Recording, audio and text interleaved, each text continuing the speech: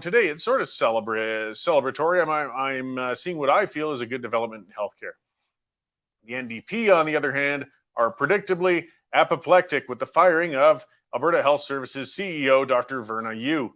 Yu was, after all, one of the last senior NDP appointees remaining in the civil service. So it's predictable as well that the NDP is claiming that the termination of Yu heralds the beginning of a push to make dramatic changes within the Alberta healthcare system. I can only say I hope so. Let's begin with Dr. Yu herself.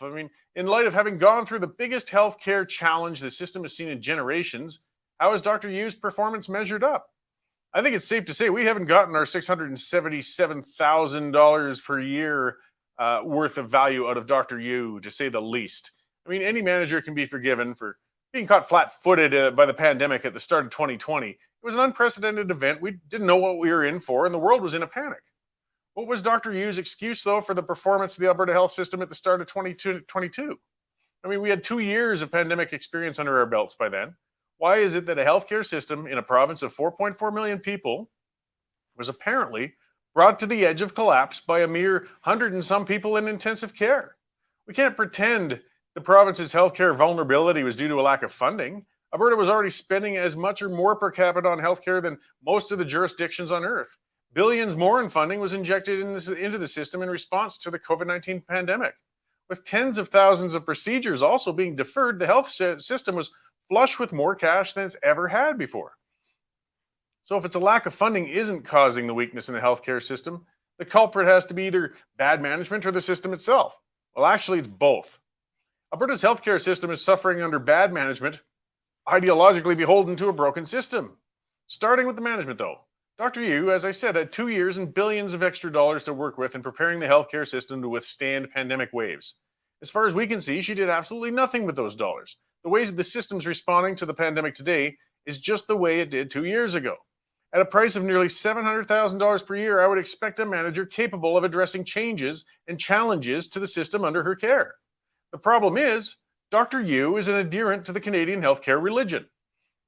The prime tenet of that faith is that nothing aside from funding increases shall ever be applied to the system.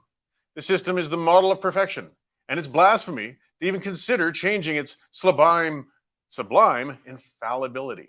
The NDP are the high priests of this religion, by the way, thus they ensured they were appointing a stringent disciple of it when they chose Dr. Yu to be at the head of the sacred system.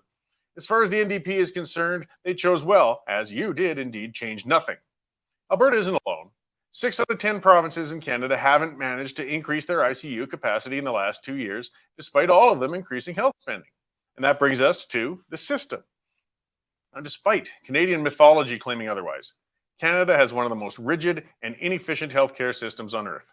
While spending continues to increase, waiting lists continue to get longer, and positive outcomes are waning. We're not getting a good bang for our buck when we're measured against most of the developed nations in the world.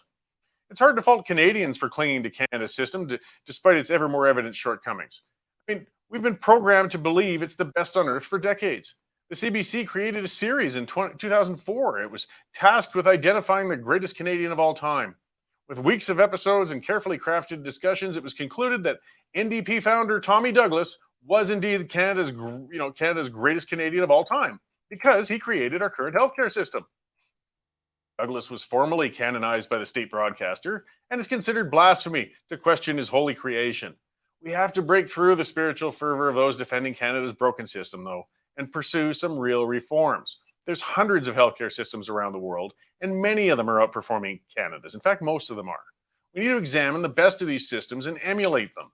One common denominator in every system superior to Canada is they all have more private involvement in the provision of healthcare and allow for more patient choice. Private provision of healthcare is not sacrilegious. We need to focus on outcomes for patients rather than a misguided fixation on a fully socialized system. I couldn't care less about the American system, by the way. People like to point south of the border at the USA and use their system as some sort of bogeyman. Healthcare zealots will righteously howl that we'll surely become just like the Americans if we dare change any aspect of the Canadian system. That's a load of bunk. When somebody makes that claim, all it proves is they've fervently closed their mind to rational and productive discussion on healthcare reform. As with Canada, the American system is just one among hundreds.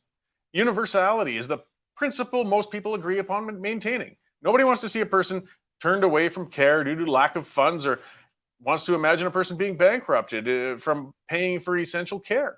Universality is maintained in most of the systems superior to Canada's, while allowing for competition and private involvement in the healthcare provision. Private provision options and universal care are not mutually exclusive things. And that myth is another one of the ones that needs busting. Healthcare always sits at the top of the polls among issues concerning Canadians, but we've been programmed to avoid any critical discussion on how to improve it. The firing of Dr. Werner Yu isn't a sign of an attack on universal healthcare, though there's some doctors and NDP folks claiming that right now. It's an indication of a government, though, beginning to embrace the need and agenda of reforming a broken system. I mean, turfing Yu in itself won't solve Alberta's healthcare woes. It is a good start, though, and it signals that nobody's role or position is sacred, and the government has finally started at the top. Let's hope they continue with it.